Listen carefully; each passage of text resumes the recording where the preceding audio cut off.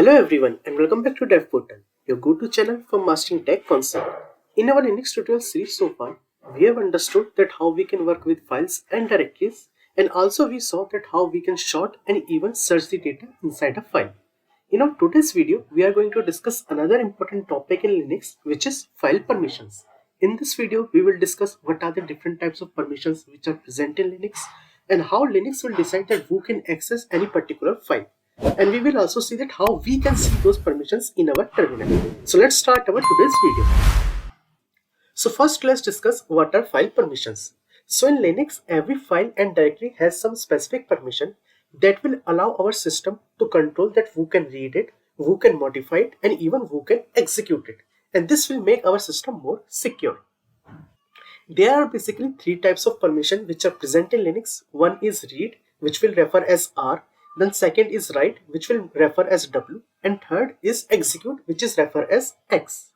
Now, if I talk about in perspective of a file, then read means I can view the content of a file. W means I can modify the file. And execute means if that file is an executable file, then I will be able to run it as a form of program. If I talk about directory perspective, then read means I can list down that directory. W means I can create files and delete files inside that directory. And execute means I can enter inside that directory as a user. Now you might be wondering that how you know that which permission is present for a particular file and directory. So for that we need to execute our ls command, and with the help of ls command we will be able to see those permissions. So currently I am in my Linux permission directory. This is one of the directory, and here what I will do, I will execute ls with -l option.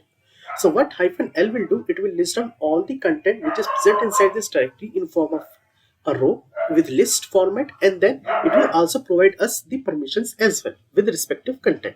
So if you press enter, you can see there are total 3 content which is present inside this directory. One is demo.sh file, next is temp directory, and third is welcome.sh file. Now you might be wondering that how I know that demo.sh is a file, not a directory. So for that we need to understand the format, that how Linux will provide us the permissions and the content type. So here, as you can see, there are total 10 characters which is present in the first row, in every row. So what does this character represent?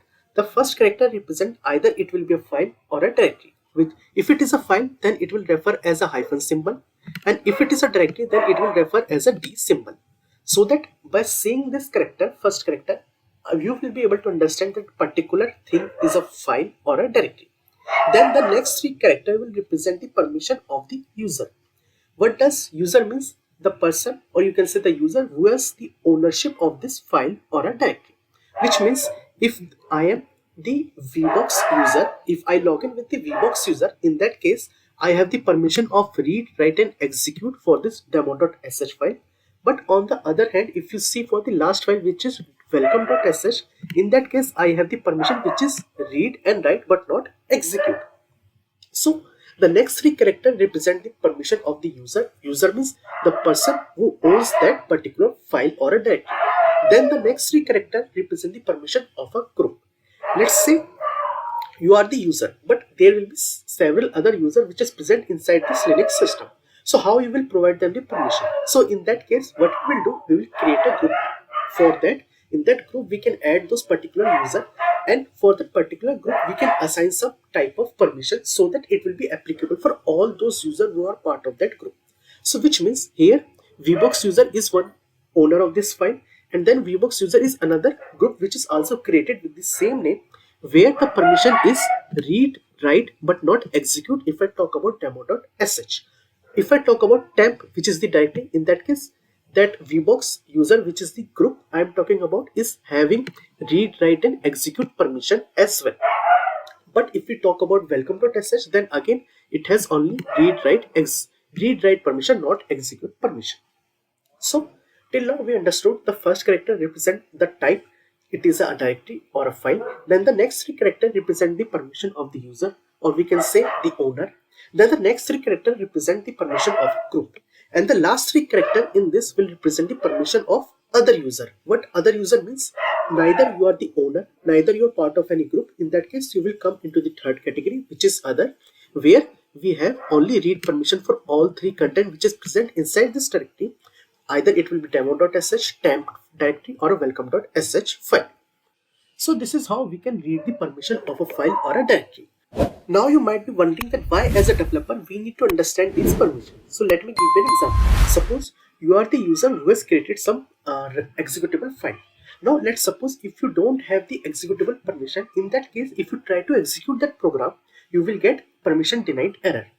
Another example is that suppose you are working on a configuration file where you need to modify some configuration and you have only read permission but you don't have write permission. So in that case you will not able to modify any configuration in that file.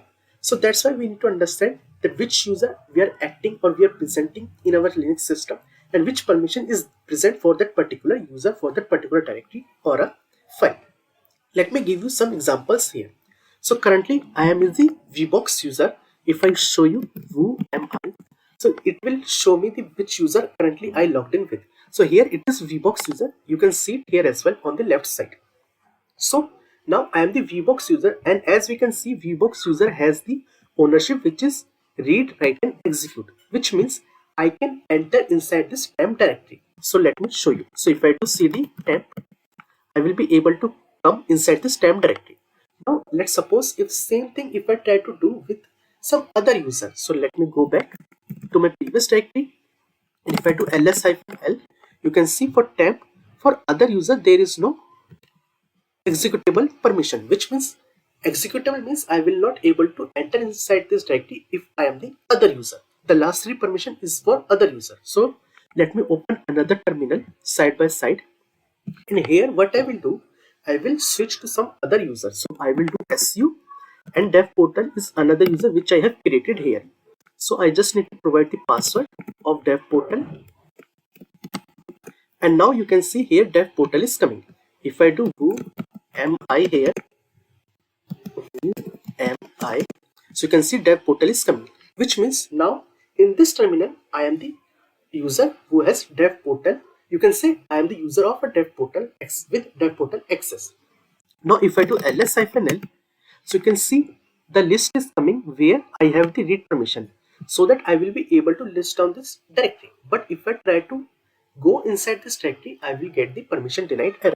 So if I do cd temp, you can see permission denied is coming because I don't have executable permission, because I am acting as a other user here. I am not part of VBox user. I am not the VBox user who has the ownership, and neither I am part of this VBox user group. So this is how we can understand the permissions, and we know that how these errors we can able to resolve it. Now if I go to the previous terminal again where I am the VBox user, you can see here for the demo.sh file I have the executable permission, but for the last file which is welcome.sh I don't have any executable permission. So first let me clear this terminal, and if I do ls-l again, if I try to execute demo.sh file, I won't get any error and I will be able to execute this file. So first let me show you what is present inside this file. So I will do cat here. So this is the command which I have written here, echo. This is Linux tutorial series. What echo will do, it will print out whatever content you have written in the terminal. Now if I try to execute this file, what I will do, I will just write demo.sh, and you can see it is printing whatever we have mentioned in the echo, that this is the Linux tutorial series. Now same thing if I try to do with welcome.sh, and as we can see the executable permission is not there for the VBox user and even for the VBox group. In that case we should get permission denied error. So if I try to execute welcome.sh, I will get permission denied error, as you can see in this terminal. Same thing if I try to do with the dev portal user as well, we can see that we will get the permission denied error, because for the other user neither it has modified permission, or you can say write permission, and neither it has executable permission. So if I try to execute demo.sh here, we will be able to find out that this will give permission denied error. As you can see it here, permission denied is coming. So this is how we can identify if a permission denied is coming. We should be able to identify that how we can resolve this error. Now I know that executor permission is not there, so I will not able to execute this program. So I need to ask the owner of this file that please provide me the permission to execute this program. So this is how we can resolve our permission issues in our Linux server. So that's it for today's video on Dev Portal. Today we have discussed that how file permission works in Linux and what are rwx means in our Linux file system. We also discussed that how we can list down those permissions with the help of ls-n option. In our next video, we will discuss that how we can change the permission using command which is chmod or chown. So if you found this video helpful, don't forget to like this video, subscribe to Dev Portal and share these videos with your fellow developers and friends. Notes link I will give you in the description box as well as in the comment section so you can check it out, and I will see you in my next video.